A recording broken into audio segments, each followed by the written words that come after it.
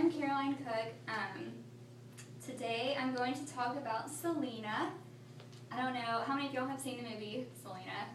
Okay, so not only is that the movie that started J-Lo's career, but it does portray the life that she led. So I'm gonna go ahead and tell you that I do have experience with the knowledge of Selena as a singer because as a kid I was obsessed with her.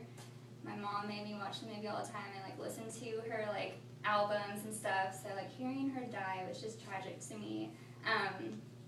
So I'm gonna go ahead and today I'm gonna talk to y'all about her childhood, her career, and the end of her life. So one of the first things I'm gonna talk about is her childhood. She was born in Lake Jackson, Texas, which is not too far from, I guess it is far, but not too far from where we are.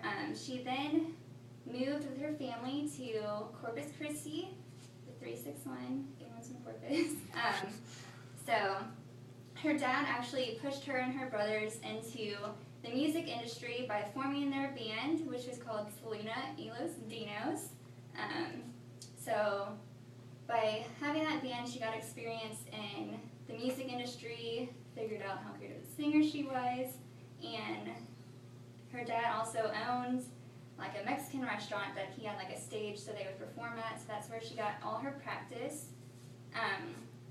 The next thing that she did that kind of jump-started her career was she wrote her first record with a company when she was 9 years old, and according to HispanicCultureOnline.com, Selena y los Dinos, in which Selena was only 8 years old, was the lead singer.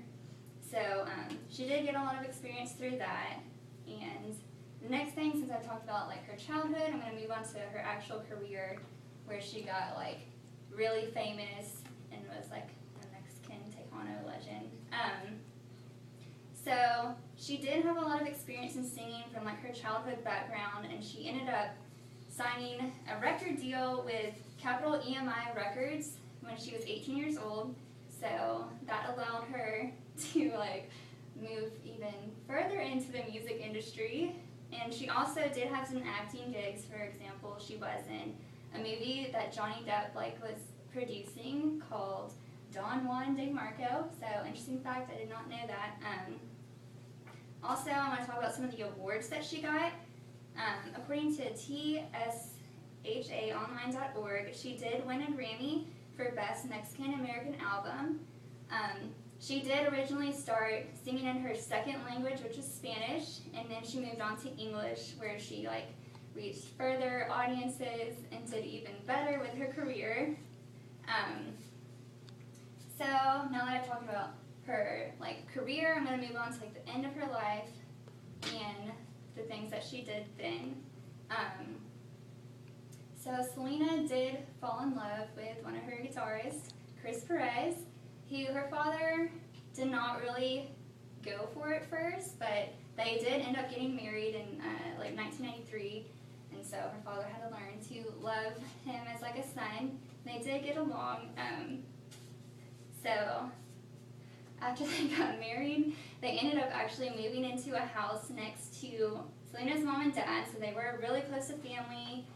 She loved spending time with her family, even though she was really busy with the music industry.